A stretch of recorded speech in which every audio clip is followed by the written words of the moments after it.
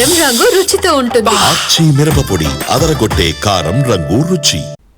ప్రతిపక్షం అనేది లేకపోయినా ఆంధ్రప్రదేశ్ అసెంబ్లీ సమావేశాలు బాగా రక్తి కట్టాయి. కొందరు ఎమ్మెల్యేలు తమ ప్రశ్నలతో ప్రభుత్వాన్ని ఇరుకున పెట్టే ప్రయత్నం చేశారు. ఇది ముఖ్యమంత్రి చంద్రబాబుకు కూడా తలనొప్పి తెప్పించింది.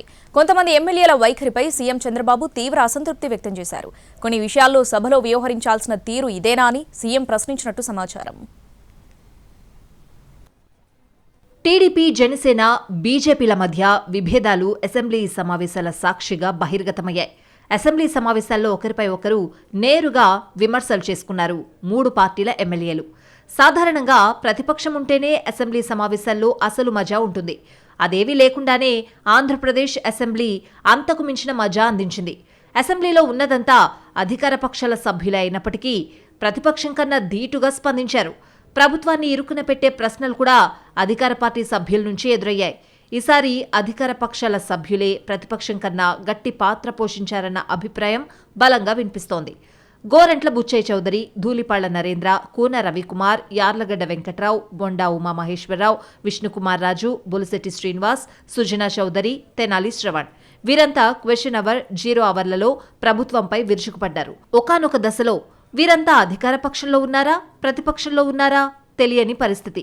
మంత్రులు సమాధానాలు చెప్తున్నా కూడా అసలు సంతృప్తి చెందలేదు. Vijayawada central MLA Bonda Umamaheswara Rao deputy CM Pawan కళ్యాణ్ను టార్గెట్ చేశారు. పొల్యూషన్ కంట్రోల్ బోర్డుకు సంబంధించిన చర్చలో పవన్ అందుబాటులో ఉండడం లేదని అధికారులు చెప్తున్నారని తీవ్ర విమర్శలు చేశారు.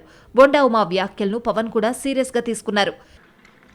చాలా నిర్లక్ష్యంగా పొల్యూషన్ కంట్రోల్ బోర్డు అసలు ఉందా లేదా, అసలు ఆ బోర్డు కానీ దాంట్లో ఉన్న టాస్క్ ఫోర్స్ కానీ దాంట్లో ఉన్న మెంబర్ సెక్రటరీ కానీ ఎక్కడా కూడా పని చేస్తున్నట్టు ఎక్కడా కనపడతలేదు అధ్యక్ష.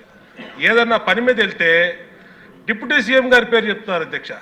ఆయన చేయొద్దన్నారు, ఆయన ఆఫీస్ నుంచి చెప్పాలి, ఆయన మాట్లాడాలి, ఆయన వెళ్తే కలవట్లేదు అని డైరెక్ట్గా చైర్మన్ గారు చెప్తారు అధ్యక్ష. ఎందుకంటే pollution control board is very limited ఉంది. మనకి చాలా మంది ఇంకా హైర్ చేయాల్సి ఉంది. ఫస్ట్ పని చేయాల్సిన ఎవరు అధ్యక్ష? అర్బన్ బాడీస్ పనిచేయాలి, మున్సిపాలిటీస్ పనిచేయాలి. Everything you cannot completely directly correlate with pollution control board. ఇది ఫస్ట్ టైం కృష్ణయ్య గారు వచ్చాక వారికి తెలియజేసిన హీ హ్యాస్ ఓపెన్డ్ ఇట్. ఎవరైనా సరే ఎనీ ఆఫ్, ఎందుకంటే pollution control board is very limited ఉంది. మనకి చాలా మంది ఇంకా హైర్ చేయాల్సి ఉంది. చేసిన అధ్యక్ష రామ్కి సంస్థ మీద వారికి షోకాస్ నోటీస్ ఇష్యూ చేయడం జరిగింది, యాక్షన్ తీసుకోవడం జరిగింది. అలాగే చాలా వ్యర్థాలు వదిలేస్తున్నారు ఇవన్నీ. అంటే ఒక ప్రాబ్లం ఏముందంటే ఏదన్నా సరే స్ట్రిక్ట్ యాక్షన్ తీసుకోవాలి అంటే ఎన్ని ఇండస్ట్రీస్ మూతపడిపోతే మనకు తెలియదు అధ్యక్ష. ప్రాక్టికల్గా మనం చూసేటప్పటికి ఇప్పుడు ఏ పరిశ్రమ అయినా సరే పొల్యూషన్ లేకుండా ఏ పరిశ్రమ లేదు. ఇక బాలకృష్ణ ఎపిసోడ్ మొత్తం వ్యవహారాన్ని తలకిందులు చేసింది. అన్ని పార్టీల్లోనూ కలవరం రేపింది. అప్పటిదాకా ఒక లెక్క, బాలకృష్ణ మాట్లాడాక ఒక లెక్క అన్నట్లుగా మ్యాటర్ టర్న్ అయింది. రాష్ట్రంలో శాంతి భద్రతలపై అసెంబ్లీలో జరిగిన చర్చలో బీజేపీ ఎమ్మెల్యే కామినేని శ్రీనివాస్ మాట్లాడారు. గత వైసీపీ ప్రభుత్వంలో సినీ పరిశ్రమ పెద్దలు వచ్చినప్పుడు అప్పటి సీఎం జగన్ ఏ రకంగా డీల్ చేశాడు అనేది ప్రస్తావించారు.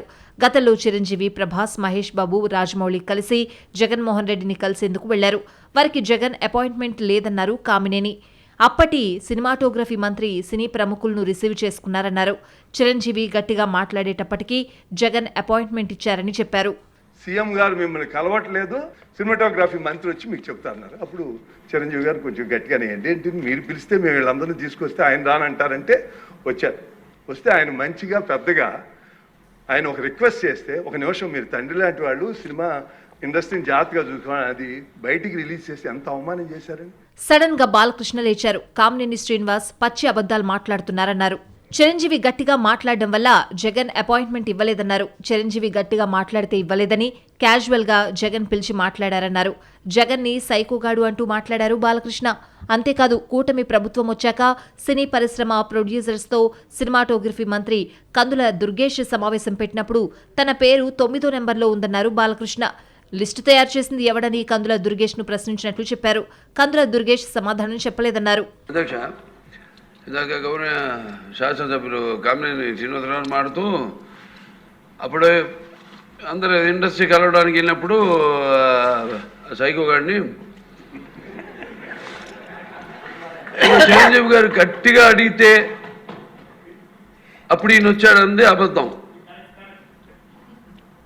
గట్టిగా ఎవడు అడగలేదు అక్కడ. అది మీరు అన్నారు ఇందాక, ఏదో గట్టిగా అడిగితే ఈయన వచ్చాడు మళ్ళీ కలవడానికి, లేకపోతే ఏదో సినిమాటోగ్రఫీ మినిస్టర్ కలవమన్నారు అని. ఏంటంటే